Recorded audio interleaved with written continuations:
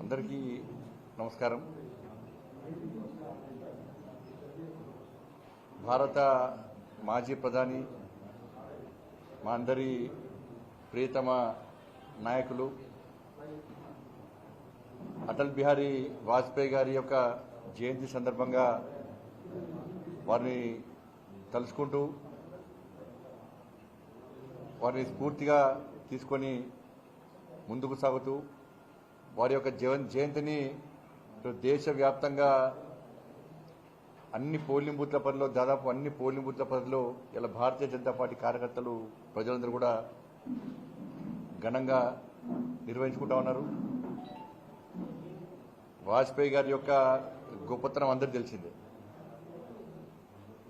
ఇలా పదవుల కోసం ఎంతకైనా దిగజారి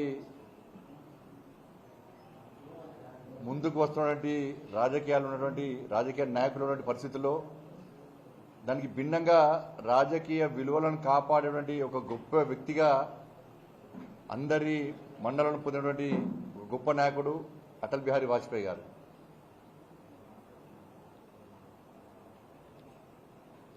రాజకీయ విలువలను కాపాడడం కోసం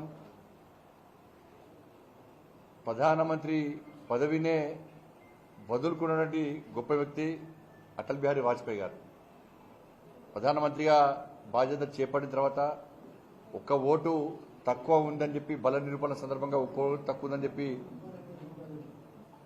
అటువంటి సమయంలో కూడా పార్టీలు మారడానికి సిద్ధమైనటువంటి అనేక మంది ఎంపీలు వచ్చినప్పుడు కూడా దాన్ని వ్యతిరేకించి తిరిగి ప్రజల వద్దకే పోయి ప్రజల ఆశీర్వాదంతోనే తిరిగి ప్రభుత్వం ఏర్పాటు చేయాలని చెప్పి ఒక మంచి ఆలోచనతో ప్రధానమంత్రి పదవినే త్యాగం చేసినటువంటి ఒక గొప్ప వ్యక్తి అటల్ బిహారీ వాజ్పేయి గారు. మరి ప్రధానమంత్రిగా ఉన్న సమయంలో అనేక సంస్కరణలు అనేక సంక్షేమ పథకాలు తీసుకొచ్చినటువంటి గొప్ప వ్యక్తి అటల్ బిహారీ వాజ్పేయి గారు. గ్రామీణ సడక్ యోజన ఇట్లా అనేక సంక్షేమ పథకాలు వారి హయాంలో ఆ రోజు ప్రారంభించారు. జనసంఘ్ వ్యవస్థాపకులుగా దాని తర్వాత జనతా పార్టీ నాయకుడిగా దాని తర్వాత భారతీయ జనతా పార్టీని స్థాపించి గతంలో 2 స్థానాలకే పరిమితం భారతీయ జనతా పార్టీని అధికారంలోకి తీసుకొచ్చినటువంటి ఒక గొప్ప నాయకుడు అటల్ బిహారీ వాజ్పేయి గారు. ఆ రోజు కాంగ్రెస్ పార్టీ యొక్క అవినీతి అక్రమాలకు వ్యతిరేకంగా దేశవ్యాప్తంగా ప్రజలను చైతన్యవంతం చేసినటువంటి గొప్ప వ్యక్తి అటల్ బిహారీ వాజ్పేయి గారు. ఇందిరాగాంధీ ఎమర్జెన్సీ విధించిన సందర్భంలో దానికి వ్యతిరేక ఉద్యమంలో ప్రధాన పాత్ర పోషించి జైలుకి వెళ్లడంతో పాటు అనేక ఇబ్బందులు భరించి కూడా కాంగ్రెస్ పార్టీకి వ్యతిరేకంగా ఈ దేశ ప్రజల్లో చైతన్యం కలిసిన గొప్ప వ్యక్తి అటల్ బిహారీ వాజ్పేయి గారు. జనతా పార్టీలో కేంద్ర మంత్రిగా ఉండి దాని తర్వాత ఉండి ఆర్ఎస్ఎస్ సభ్యత్వం ఉన్న వ్యక్తులు పార్టీలో ఉండదని చెప్పి ఒక కండిషన్ పెట్టినప్పుడు తన మంత్రి పదవితో పాటు పార్టీకి రాజీనామా చేసినటువంటి వ్యక్తి అటల్ బిహారీ వాజ్పేయి గారు. కాబట్టి అలాంటి ఒక గొప్ప వ్యక్తి యొక్క జయంతి వేడుకలను ఈరోజు జరుపుకుంటా ఉన్నాం. ప్రభుత్వ ఫలాలు చివరిలో ఉన్నటువంటి ప్రతి పేద కుటుంబానికి అందాలని చెప్పి మా స్ఫూర్తి ప్రదాత అయినటువంటి డాక్టర్ శ్యామా ప్రసాద్ ముఖర్జీ, దీన్ దయాళ్ ఉపాధ్యాయ లాంటి ఆ మహోన్నత వ్యక్తుల యొక్క ఆశయాలను సాధించాలని చెప్పి ఒక ఆలోచనతోని ప్రధానమంత్రిగా ఉన్న సమయంలో ఈ సంక్షేమ ఫలాలను అవినీతికి తావు లేకుండా, పైరులకు తావు లేకుండా నిక్కచ్చిగా నిజాయితీగా పేద ప్రజలకు అందించిన గొప్ప వ్యక్తి అటల్ బిహారీ వాజ్పేయి గారు. అయితే ప్రస్తుతం దేశ ప్రధాని నరేంద్ర మోడీ గారు శ్యామాప్రసాద్ ముఖర్జీ, దీన్ దయాళ్ ఉపాధ్యాయ, అటల్ బిహారీ వాజ్పేయి గారు లాంటి వ్యక్తులను స్ఫూర్తిగా తీసుకొని ఈరోజు దేశంలోని పేద ప్రజలందరూ కూడా సంక్షేమ ఫలాలు అందించాలని చెప్పి ఒక మహోన్నతమైన ఉద్దేశంతో ఈ దేశాన్ని అభివృద్ధి బాటలో పయనింప చేస్తున్న గొప్ప వ్యక్తి నరేంద్ర మోడీ గారు. కాంగ్రెస్ పార్టీ హయాంలో ₹1 ఒక స్కీమ్ కోసం పేద ప్రజల కోసం విడుదల చేస్తే లబ్ధిదారికి ముట్టే వరకు కేవలం 15 పైసలు ముడుతుందని చెప్పి కాంగ్రెస్ పార్టీ నాయకులే స్పష్టం చేసినారు. కానీ దానికి భిన్నంగా నేరుగా లబ్ధిదారుల ఖాతాలో చేస్తున్నటువంటి గొప్ప ఆలోచన, గొప్ప వ్యక్తి నరేంద్ర మోడీ గారు. ఇలా జీరో అకౌంట్స్ ఓపెన్ చేసి, జన్ధన్ అకౌంట్స్ ఓపెన్ చేసి వాళ్ళ గ్యాస్ సబ్సిడీ కానీ, రైతు కిసాన్ సమ్మాన్ నిధి కానీ, ఇట్లా అనేక పథకాలను నేరుగా లబ్ధిదారుల అకౌంట్లో చేస్తున్న వ్యక్తి నరేంద్ర మోడీ గారు. కాబట్టి రాబోయే రోజుల్లో కూడా అటల్ బిహారీ వాజ్పేయి గారిని స్ఫూర్తిగా తీసుకొని ప్రతి భారతీయ జనతా పార్టీ కార్యకర్త, ప్రతి భారతీయుడు ఈ దేశాన్ని ఇంకా అభివృద్ధి బాటల్లో పయనించడానికి సిద్ధంగా ఉండాల్సిందిగా అందరికీ విజ్ఞప్తి చేస్తూ వారిని స్ఫూర్తిగా తీసుకుంటామని చెప్పి సందర్భంగా తెలియజేస్తా ఉన్నాను.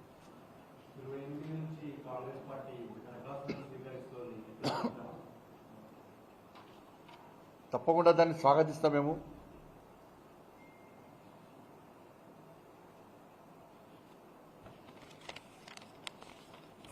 కాంగ్రెస్ పార్టీ ఎన్నికల సమయంలో 6 గ్యారెంటీల హామీ ఇచ్చింది.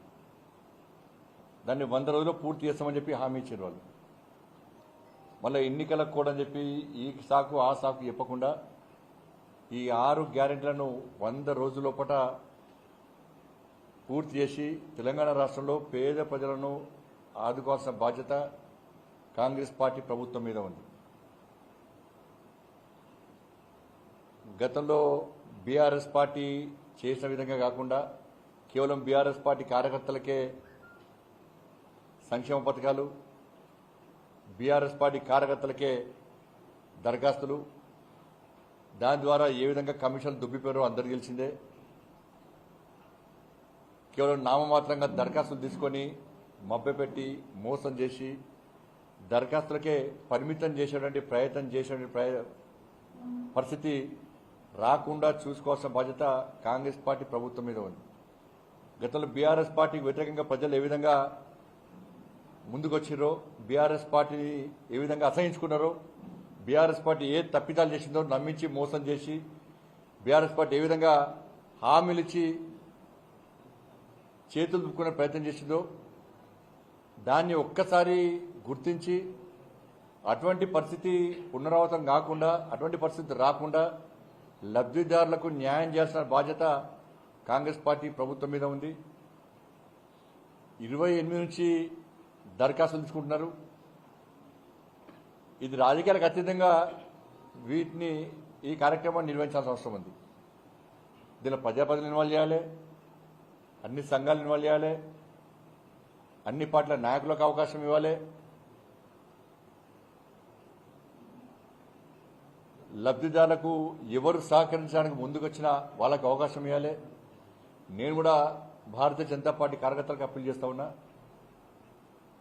ఈ నెల 27 నుంచి కాంగ్రెస్ పార్టీ 6 స్కీముల విషయంలో అయితే దరఖాస్తులు తీసుకొని జనవరి 6 వరకు తీసుకునే ప్రయత్నం చేస్తుందో దానిలో భారతీయ జనతా పార్టీ కార్యకర్తలందరూ కూడా లబ్ధిదారులను కలవడము, వారి ద్వారా దరఖాస్తులను అధికారులకు ఇప్పించే ప్రయత్నం చేయడము, ఇది ప్రజాధనం కాబట్టి ప్రజలకు ఉపయోగపడాల్సిన బాధ్యత అందరి మీద ఉంది.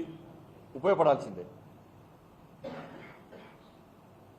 ఇవాళ దానికి లేనిపోని కండిషన్ చెప్పే ప్రయత్నం కాంగ్రెస్ పార్టీ ప్రభుత్వం చేయదు. ఇవాళ రేషన్ కార్డులు అని చెప్పన్నారు. 10 సంవత్సరాల బీఆర్ఎస్ పార్టీ పాలనలో ఒక్క రేషన్ కార్డు కూడా ఇవ్వలేదు. గతంలో కాంగ్రెస్ పార్టీ నాయకులు కూడా రేషన్ కార్డులు బీఆర్ఎస్ పార్టీ ప్రభుత్వం ఇస్తలేదని చెప్పి విమర్శలు చేసిన విషయాన్ని కూడా ఒక్కసారి గుర్తుంచుకోవాలి. రేషన్ కార్డులు ఇచ్చి సంక్షేమ పథకాలు అమలు చేయాలని కూడా కాంగ్రెస్ పార్టీ గతంలో డిమాండ్ చేసింది. భారతీయ జనతా పార్టీ అనేక రకాల ఉద్యమాలు చేసింది. ఇలా లాఠీ దెబ్బలు కూడా తిన్నాం మేము. కాబట్టి ఇప్పుడు దాదాపు నాకు తెలిసి 50 లక్షల మందికి పైగా ఈ 10 సంవత్సరాల కాల వ్యవధిలో 10 లక్షల మందికి పైగా ఈ 10 సంవత్సరాల కాల వ్యవధిలో రేషన్ కార్డుల కోసం దరఖాస్తులు చేసుకున్నారు. 10 లక్షల మందికి పైగా.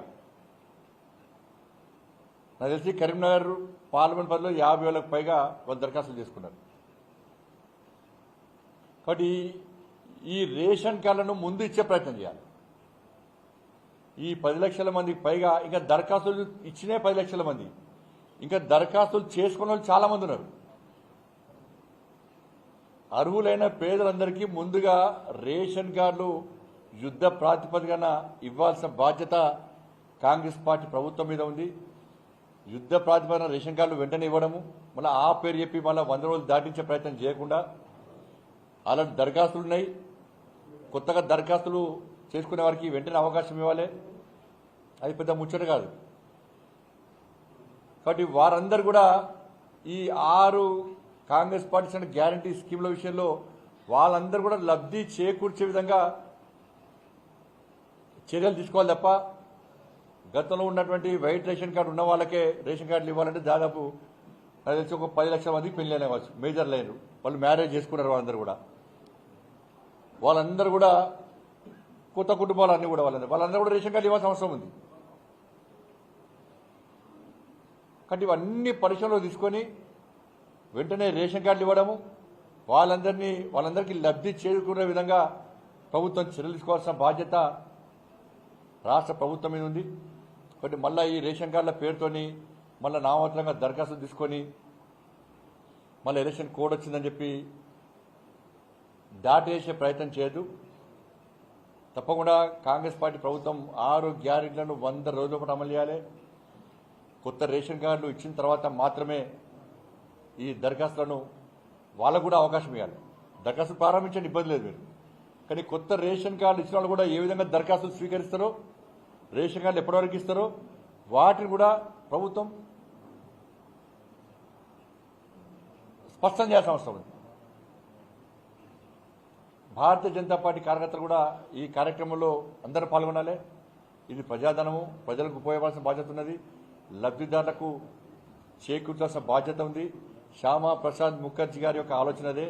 చిట్ట చివరి పేద వ్యక్తి కూడా ప్రభుత్వ ఫలాలు అందాలని చెప్పి మా శ్యామా ప్రసాద్ ముఖర్జీ గారు ఏ విధంగా మాకు స్ఫూర్తి నింపారో దానికి అనుగుణంగా మేము కూడా ఈ కార్యక్రమంలో పాల్గొంటాం.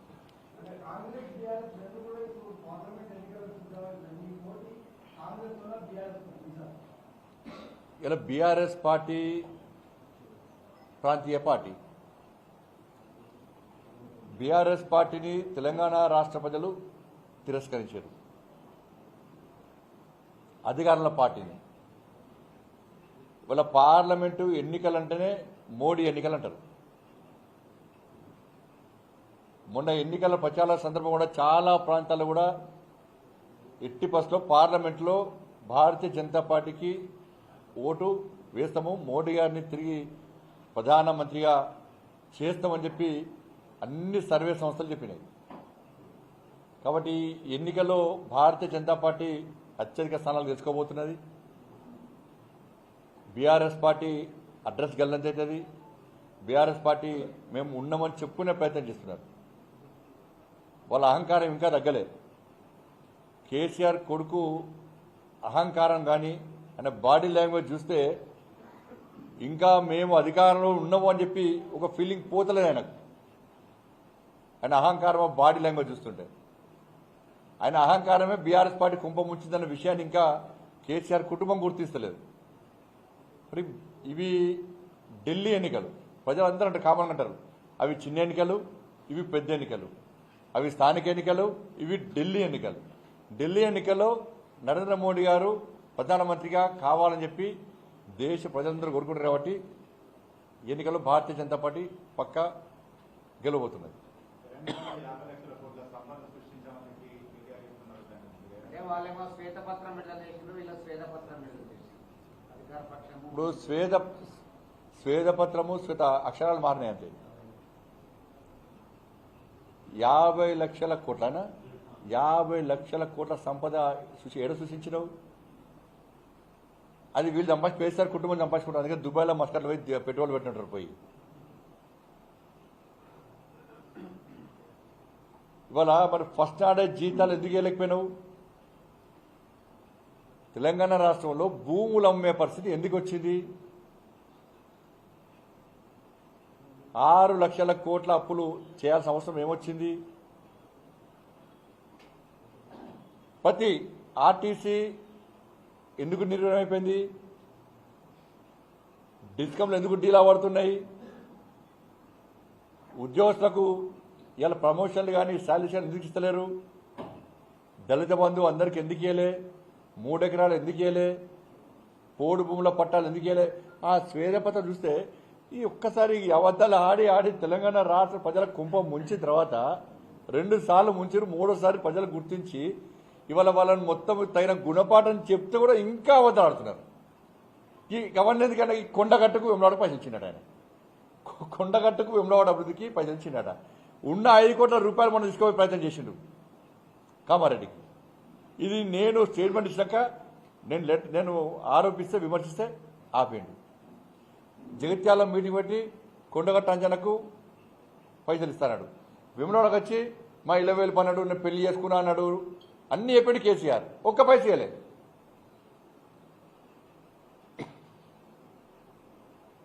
ఇవాళ వాళ్ళ శ్వేతపత్రం చూస్తే గ్రామాల అభివృద్ధికి నిధులు విడుదల చేసినాడు. చూపెట్టు, నేను చాలాసార్లు డిమాండ్ చేసిన. నువ్వు ఇలా శ్వేతపత్రం విడుదల చేసినావు, చలో డీటెయిల్ రిపోర్ట్. ఇలా గ్రామాలు వైకుంఠ ధామాలు మీ ముఖాలకి, వైకుంఠ ధామాల పైసలు ఎవరిచ్చో తెలియదు మీకు. వైకుంఠ ధామాల పైసలు ఎవరి? 14th 15th ఫైనాన్స్ పైసలు ఎవరి? కేంద్ర ప్రభుత్వం నేరుగా గ్రామ పంచాయతీలను నిలిస్తే మీ అయ్య దొంగ సంతకాలు సర్పంచ్లను బెదిరించి దొంగ సంతకాలు పెట్టించి ఇలా డైవర్ట్ చేసిండు. గ్రామ పంచాయతీలకు నిధులు విడుదల చేస్తే సర్పంచులు కూలీలుగా మారే పరిస్థితి ఎందుకు వచ్చింది? సర్పంచులు ఆత్మహత్యలు చేసుకునే పరిస్థితి ఎందుకు వచ్చింది? ఇలా గ్రామాల సర్పంచులు మోడీ గారే శబాష్ అనే పరిస్థితి ఎందుకు వచ్చింది? మీ అయ్యకు వ్యతిరేకంగా, నీ ప్రభుత్వానికి వ్యతిరేకంగా, మీ పార్టీకి వ్యతిరేకంగా గ్రామ పంచాయతీ సర్పంచులు ఫోన్లలో మాట్లాడుకున్న సంభాషణలు నీకు వినవలేదా? మరి నేషనల్ హైవే పైసలు కూడా వాళ్ళే ఇచ్చిరట. నేషనల్ హైవే పైసలు కూడా వాళ్ళే ఇచ్చిరట. బస్తీ దవాఖాన్ల పైసలు కూడా వాళ్ళే ఇచ్చిరట.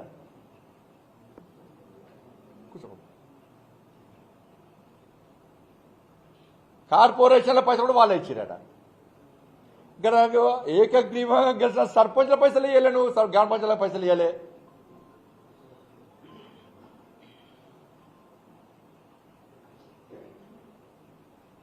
సింగరేణి పైసలు వాడుకుంటువి, ఆర్టీసీ పైసలు వాడుకుంటువి, విద్యుత్ శాఖ పైసలు వాడుకుంటువి, గ్రామ పంచాయతీ పైసలు వాడుకుంటువి. ఏమి ఇవ్వకుండా ఇలా సర్వనాశనం చేసి చిప్ప చేతికిచ్చి ఒక్కొక్కరి పేరు మీద 1,60,000 అప్పు చేస్తేవి, ఒక్క నోటిఫికేషన్ ఇవ్వబోతేవి, నిరుద్యోగ వృత్తిస్తాను ఇవ్వబోతేవి. వ్యాక్సిన్ పైసలు కూడా ఆయన ఇచ్చాను. ఇప్పుడు అలా వ్యాక్సిన్ కూడా హాస్పిటల్ అభివృద్ధి చేసిండి. హాస్పిటల్ కనీసము ఇలా కేంద్ర ప్రభుత్వ నిధులకు ఒక్క పైస ఇవ్వలే. కోవిడ్ అప్పుడు ఇలా మీ అయ్యా మీ కుటుంబము ఇంట్లో ఉన్న ఫామ్ హౌస్లో ఉన్నారు.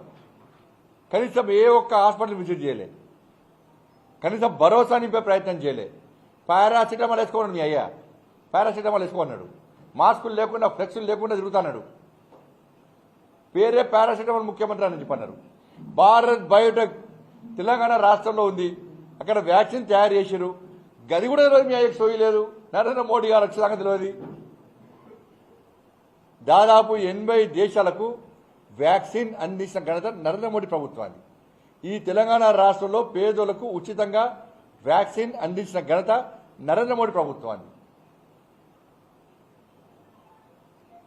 కేంద్ర ప్రభుత్వ నిధులు మొత్తం కూడా వాళ్ళే ఇచ్చినట్టు ఇలా ఆ శ్వేతపత్రం విడుదల చేస్తే నవ్వుకుంటున్నారు. మేధావి వర్గం అంతా కూడా నవ్వుకుంటున్నారు. ఇవాళ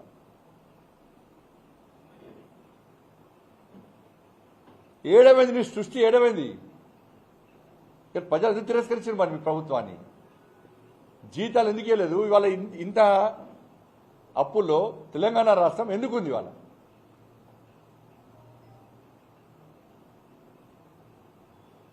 ఎన్జిఓ నాయకులు టీఎన్జిఓ నాయకులు పిలిపించి 3 నెలలకు ఒకసారి జీతాలు ఇస్తా అని చెప్పి మీ అయ్యి చెప్పింది వాస్తవం కదా టీచర్ పోస్ట్ ఎన్నికలు ఉన్నాయి కనీసం ప్రభుత్వ పాఠశాలలో కనీస సౌకర్యాలు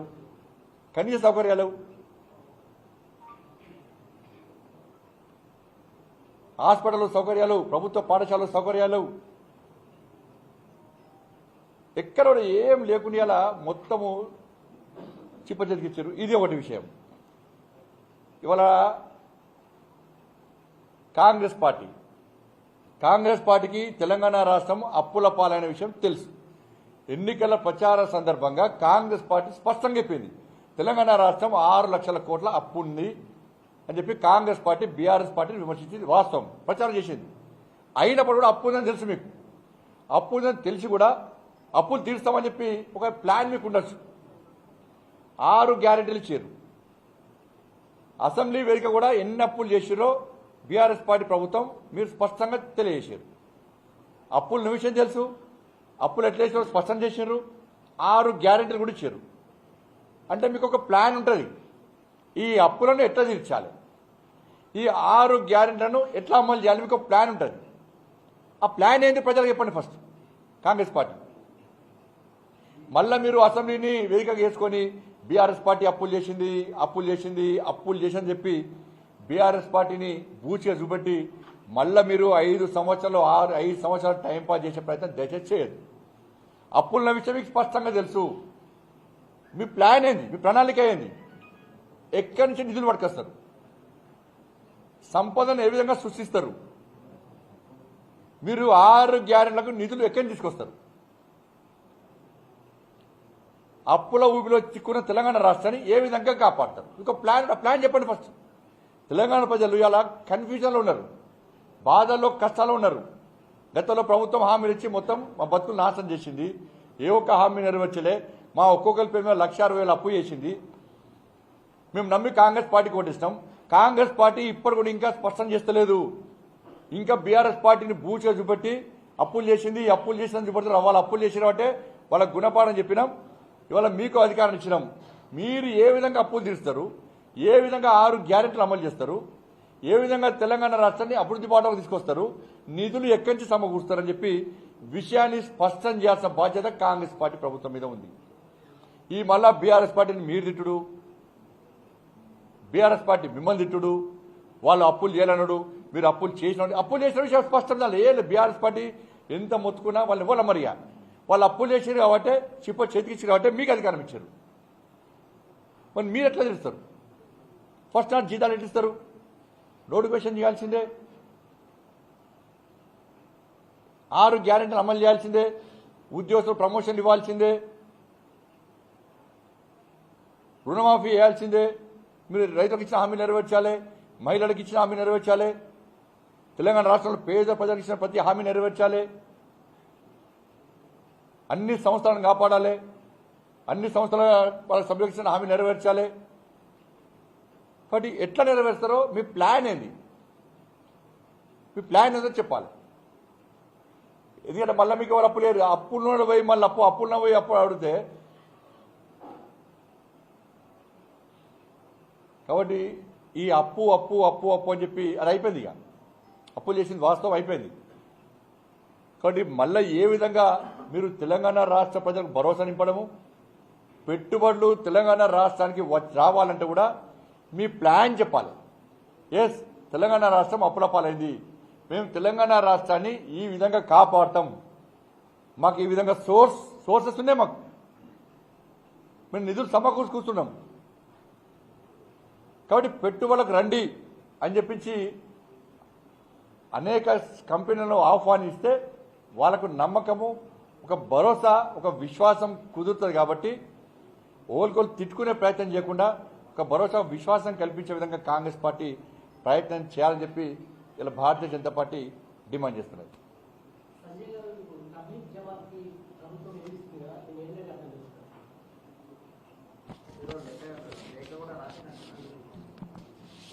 ఇప్పుడు రాష్ట్ర ప్రభుత్వం కొత్తగా ఏర్పడ్డది, మరి వాళ్ళు తెలిసిచ్చిరా తెలియకచ్చిరా అన్నది. ఆ సంస్థను ఇస్లామిక్ దేశాలే నిషేధించినాయి. తెలంగాణ రాష్ట్రంలో కరీంనగర్లోనే కోవిడ్ను వ్యాపింపజేసిందే వాళ్ళు.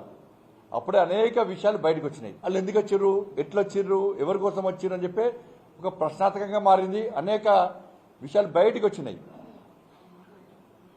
అది అన్న సేవా సంస్థనా? అది దేశభక్తులను తయారు చేసే సంస్థనా? అది ప్రజలకు ఉపయోగపడే సంస్థనా?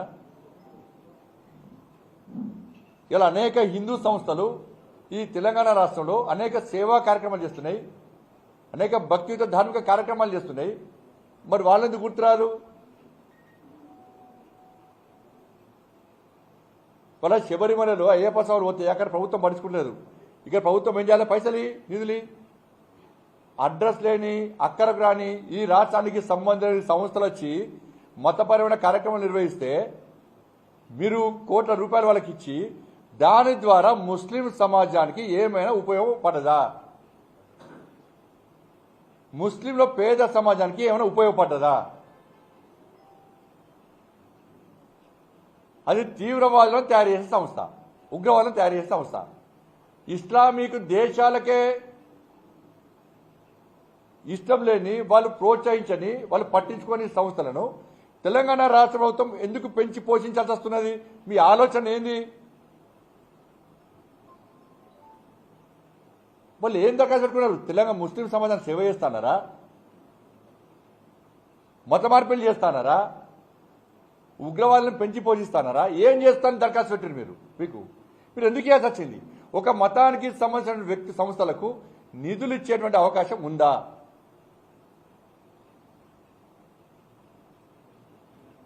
ఇస్లామిక్ దేశాలు ఈ సంస్థను ఎందుకు నిషేధించడం కనీసం రాష్ట్ర ప్రభుత్వం తెలుసుకుందా?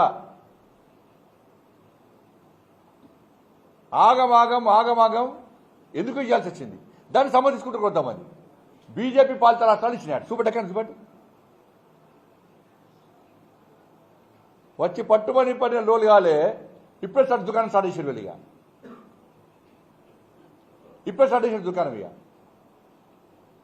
ఎక్కడికి నుంచి ఎవరు వస్తారు? అది ఎందుకు సమావేశం యొక్క ఉద్దేశం ఏంది? ఏ దేశ పోలు వస్తారు? ఏ రాష్ట్ర పోలు వస్తారు? తెలంగాణ రాష్ట్రానికి ఏ న్యాయం జరుగుతుంది? దాని ద్వారా ఏమీ ఆలోచించకుండా వీళ్ళ తాత జాగ్రత్త, వీళ్ళు ఐదు జాగ్రత్త జైలుకి వెళ్ళిస్తే కోట్ల రూపాయలు ఇస్తే ఎట్లా ఇస్తారో వాళ్ళు ఇస్తారు. ఎందుకు ఇవ్వాల్సి వచ్చింది మీకు?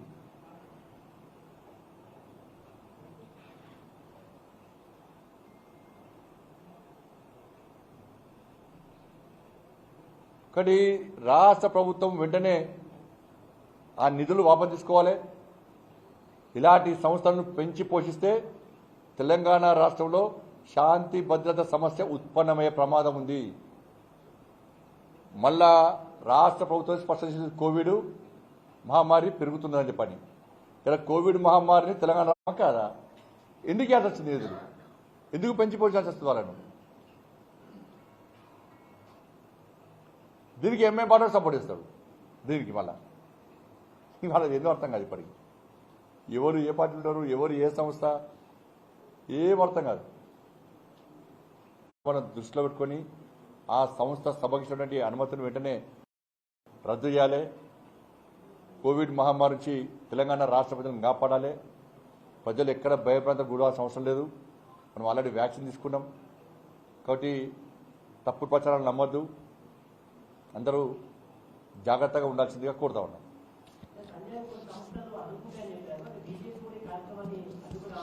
అది మా కిషన్ గారు చెప్తారు. రాష్ట్ర అధ్యక్షుడు కిషన్ గారు కలిసి, కాబట్టి అందరు కలిసి నిర్ణయించుకుంటారు.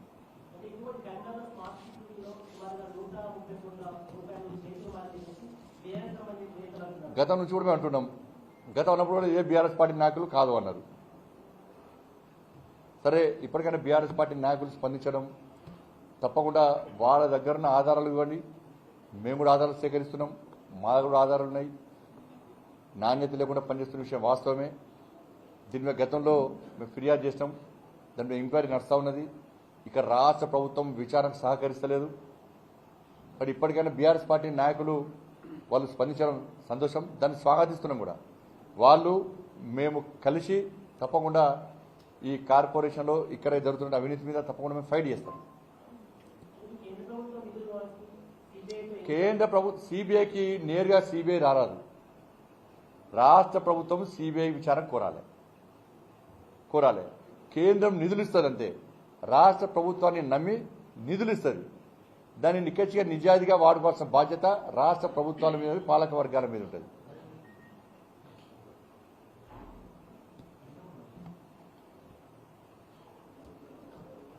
ధన్యవాదాలు.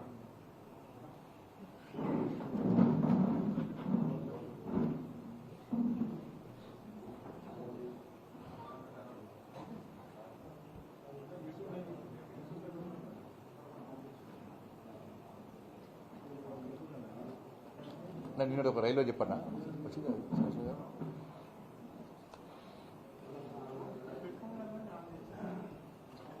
ధన్యవాదాలు.